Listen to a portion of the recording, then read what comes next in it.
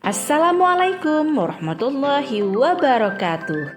Salam bahagia Ibu Bapak Guru Penggerak. Sebelumnya saya ingin memperkenalkan fasilitator saya, Bapak Jeffrey Sihombing SPD, dan pengajar praktik saya Ibu Sri Amalia SPD. Dan saya sendiri, Yusnani SPD, Guru SMA Negeri 2 Kuta Baru, calon Guru Penggerak Angkatan 9. Hari ini saya akan memaparkan demonstrasi kontekstual modul 1.3 tentang visi guru penggerak.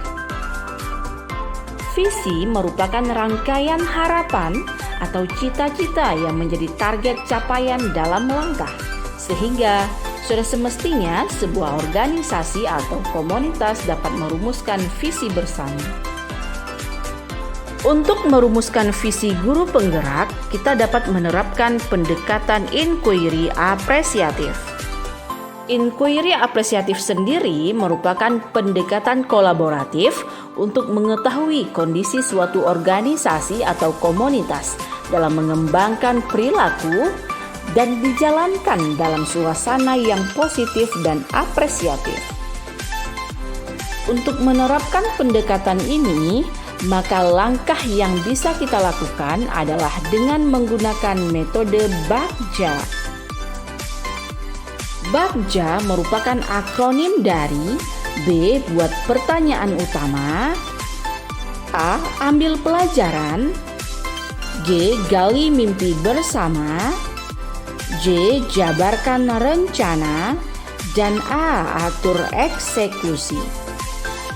Adapun visi guru penggerak yang saya rumuskan adalah mewujudkan peserta didik yang beriman, berwawasan luas, mandiri, dan peduli lingkungan dalam semangat kebinekaan global. Untuk mewujudkan visi saya tersebut, maka saya membuat prakarsa perubahan, yaitu mengembangkan pembelajaran berbasis pengalaman dan rekreatif di SMA Negeri 2 Kuta Baru. Berikut tahapan BAKJA yang sudah saya buat.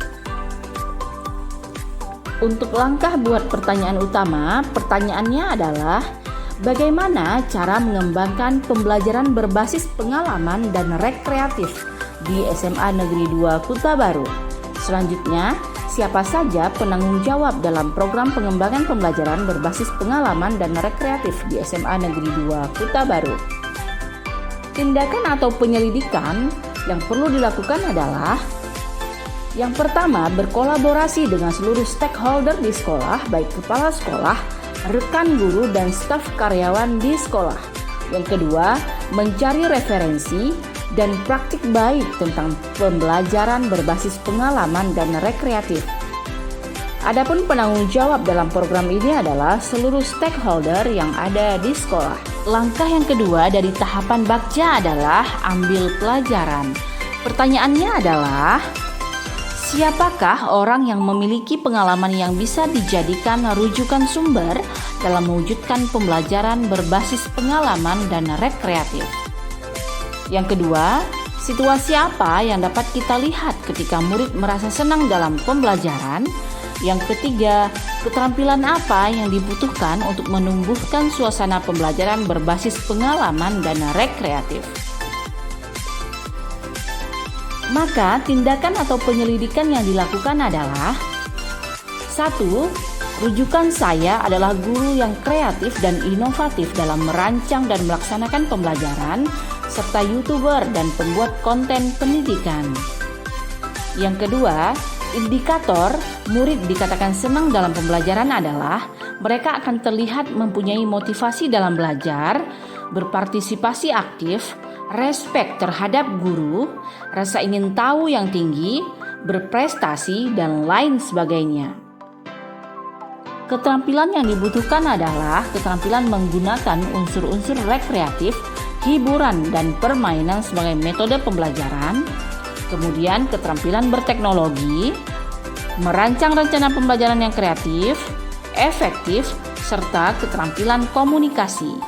Kemudian juga kemampuan berkolaborasi, empati, serta kemampuan menganalisis karakteristik murid dengan baik. Langkah yang ketiga yaitu gali mimpi. Pertanyaannya adalah, apakah kebiasaan-kebiasaan baru yang saya bayangkan terjadi ketika pembelajaran berbasis pengalaman dan rekreatif berhasil diterapkan di sekolah? Yang kedua, bagaimana perasaan saya setelah berhasil menerapkan pembelajaran berbasis pengalaman dan rekreatif di sekolah? Yang ketiga, apa hal-hal atau sumber daya yang kita bayangkan akan tersedia untuk mempertahankan pembelajaran berbasis pengalaman dan rekreatif? Kebiasaan-kebiasaan baru yang saya bayangkan adalah kepala sekolah mendukung seluruhnya kegiatan peningkatan mutu sekolah. Guru mengajar dengan penuh persiapan, merancang metode pembelajaran yang beragam, menggunakan media di dalam pembelajaran, serta mengembangkan diri secara mandiri. Kemudian, murid belajar dengan tekun dan penuh semangat. Perasaan yang saya bayangkan setelah program ini terwujud adalah saya merasakan berbagai perasaan positif dan merasa lebih siap untuk terus menerapkan pembelajaran berbasis pengalaman dan rekreatif, dan akan lebih semangat dalam mengembangkan diri. Sumber daya yang saya bayangkan yang tersedia untuk mempertahankan program ini adalah: yang pertama, peserta didik yang memiliki karakter profil pelajar Pancasila. Kedua, guru yang berpihak kepada murid. Ketiga, stakeholder yang mendukung perubahan positif. Serta lengkapnya sarana dan prasarana. Langkah yang keempat yaitu jabarkan rencana. Pertanyaannya adalah, siapa yang dapat membantu mewujudkan pembelajaran berbasis pengalaman dan rekreatif di sekolah? Pertanyaan kedua, langkah-langkah apa yang harus dilakukan untuk mewujudkan pembelajaran berbasis pengalaman dan rekreatif? Yang ketiga, apa saja hambatan yang mungkin akan terjadi dalam mewujudkan pembelajaran berbasis pengalaman dan rekreatif? Kemudian, apa indikator kesuksesan pencapaian dari program pengembangan pembelajaran berbasis pengalaman dan rekreatif? Yang dapat membantu mewujudkan program ini yaitu seluruh stakeholder sekolah, baik kepala sekolah, guru, serta murid.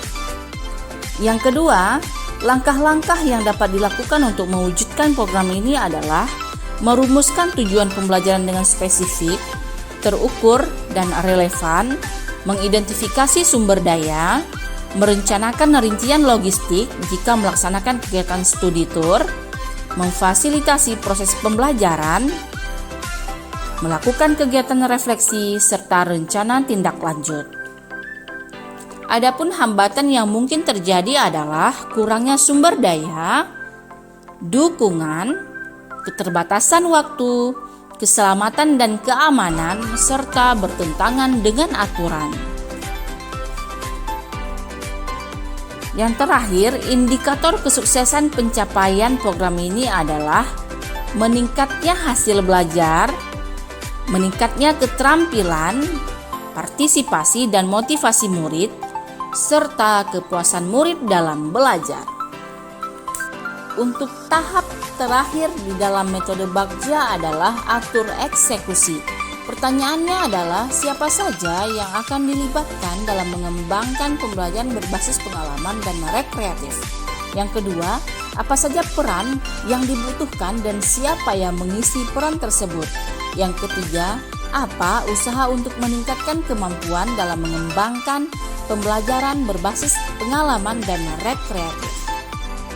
Tindakan atau penyelidikan yang dilakukan yaitu: yang pertama, yang dilibatkan dalam program ini adalah seluruh murid dan seluruh stakeholder yang ada di sekolah.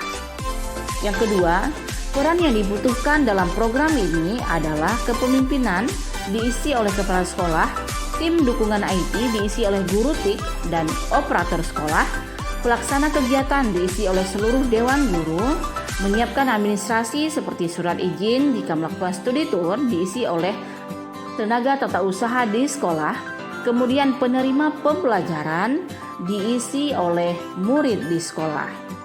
Yang ketiga, usaha yang dilakukan untuk meningkatkan kemampuan yaitu mengikuti diklat baik daring maupun luring, bergabung dengan berbagai komunitas pendidikan, mencari konten atau referensi terkait pembelajaran berbasis pengalaman dan rekreatif, mampu berkolaborasi di dalam komunitas praktisi sekolah, serta terbuka dalam menerima umpan balik dari siswa dan teman sejawat.